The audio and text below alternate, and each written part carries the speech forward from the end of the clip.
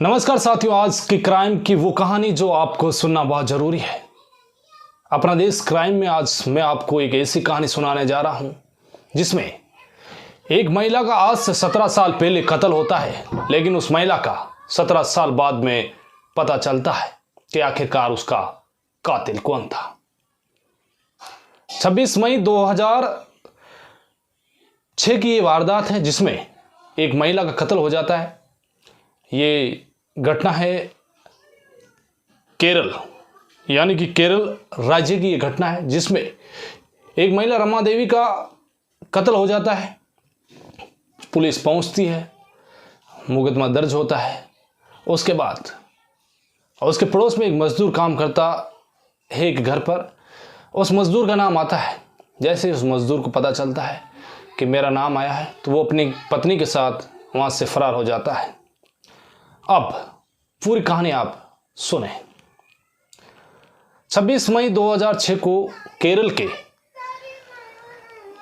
उस जगह का नाम मैं आपको बता देता हूं कि जो जिला है वो केरल का पठान मथिटा और गांव पोलाद। यह 50 साल की एक महिला रमा देवी रहती थी जो अपने घर पर ही रह रही थी और उसके पति पोस्ट ऑफिस विभाग में सीनियर अकाउंटेंट थे। 26 मई की ये बात है, रमा देवी घर पर थी और उनके पति जब वो कहते हैं कि घर पर आया मैं, तो अंदर से दरवाज़ा बंद था और जब उन्होंने ऊपर से दरवाज़ा खोला जाली से, फिर वो अंदर घुसे, उन्होंने देखा कि उनकी पत्नी मर्द है। तो फिर पुलिस को सूचना दी गई। पुलिस पहुंची। अब पुलिस ने जो है पहुंचकर उस पूरी जो है घटना स्थल का जायजा लिया। उन्होंने जायजा लेने के बाद उनके पति का नाम है जनार्दन नायर, जो पोस्ट ऑफिस यानी डाक विभाग में अकाउंटेंट है।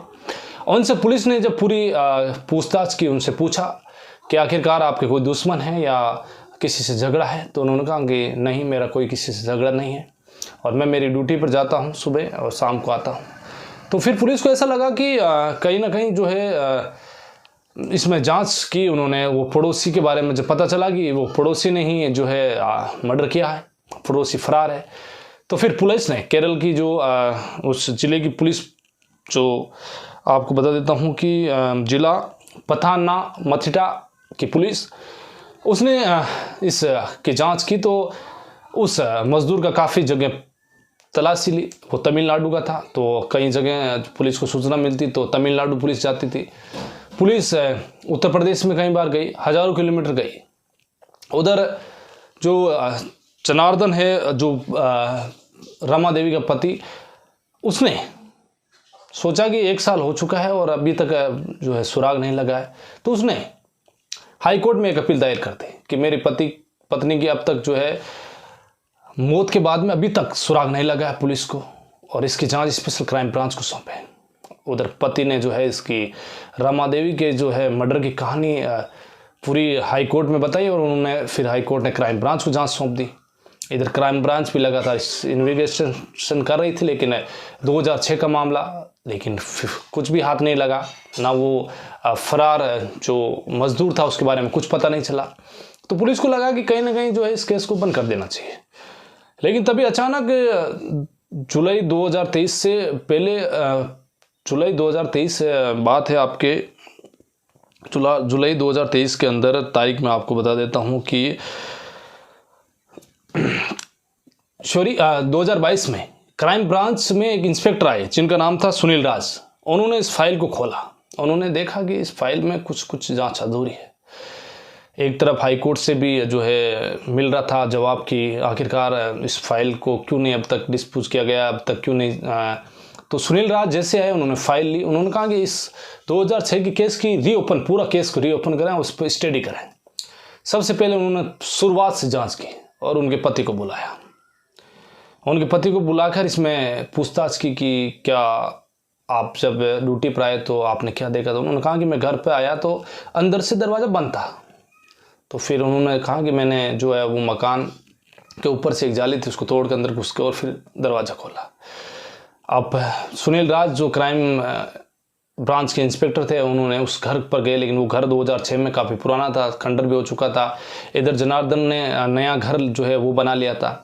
तो अब 17 साल में काफ़ी कुछ बदल गया था। अब उन्होंने वापस वो नक्शा बनाया, उन्होंने देखा कि आखिरकार ऐसा क्या है। उधर जो है फॉरेंसिक जांच, जो महिला रमा देवी जब मरी तब उसके हाथों में कुछ बाल थे, उनकी फॉरेंसिक जांच जो है होकर आई, लेकिन उन्होंने सोचा कि इसका मजदूर जो है वो मजदूर ही उसने ही कत्ल किया है और मजदूर हाथ नहीं आया, तो डीएनए सैंपल किसका करें। तो सुनील राज को, इंस्पेक्टर को ये लगा कि कहीं ना कहीं इस मामले में एक पहलू ये है कि अंदर से कुंडी बंद थी, और सुनील राज कह रहे हैं यदि कोई दूसरा हत्यारा होता तो वो अंदर से क्यों दरवाजा बंद करता। उनके दिमाग में ये बात खट गई। और फिर ये डीएनए जब उनके बाल मिले, फॉरेंसिक रिपोर्ट आई, तो ये उनकी फिर डीएनए जांच क्यों नहीं की गई। तो फिर उन्होंने कहा कि उसके पति पर शक हुआ, और जनार्दन को सुनील राज ने कहा कि ये काम करो, आपका डीएनए सैंपल लिया जाएगा, उसके बाद पता चलेगा। अब जैसे शक तो था ही, इधर सुनील राज ने जनार्दन को जो है उसका डीएनए सैंपल लिया, डीएनए सैंपल की जांच हुई, और उन बालों की फॉरेंसिक जांच से रिपोर्ट तो मैच खा गई, ये बाल जनार्दन के थे। पुलिस ने तत्काल उसको गिरफ्तार किया, और जनार्दन से फिर हिरासत में लेकर पुलिस ने पूछताछ की। तो फिर पुलिस को उसने कहानी बताई कि मेरी पत्नी रमा देवी पर मुझे शक था कि वो किसी गैर मर्द से जो है वो मेरे ड्यूटी पर जाने के बाद मिलती है, उसके गैर मर्द से संबंध है, और इसी बात को लेकर हमारे दोनों के बीच झगड़ा होता था। और 26 मई 2006 को भी जब मैं घर पर आया तो रमा देवी और मेरे बीच में झगड़ा हुआ, और रमा देवी ने मेरे बाल पकड़ के खींचे, और मैं गुस्से में आकर उसके मेरे हाथ में एक नुकीली चीज़ आई और मैंने उसका कत्ल कर दिया। और उसके बाद मैं अंदर से दरवाज़ा बंद करके और ऊपर से जाले से निकल कर बाहर आ गया, और मैंने उसका कत्ल किया।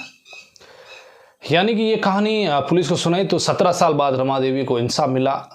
जिसने रमा देवी का कत्ल किया वो उसका पति था जनार्दन, जिसने थ्रिलर जो फिल्में हैं, क्राइम थ्रिलर फिल्में, वो देखकर आइडिया दिमाग में आया कि पुलिस को कैसे चकमा देना है। उसने आसपास के लोगों को ये महसूस नहीं हो कि वो हाई कोर्ट में इसलिए रिट दायर की उसने कि लोग ये ना कहें कि अभी तक वो पत्नी के जो है आरोपियों की गिरफ्तारी के लिए कुछ भी नहीं कर रहा है।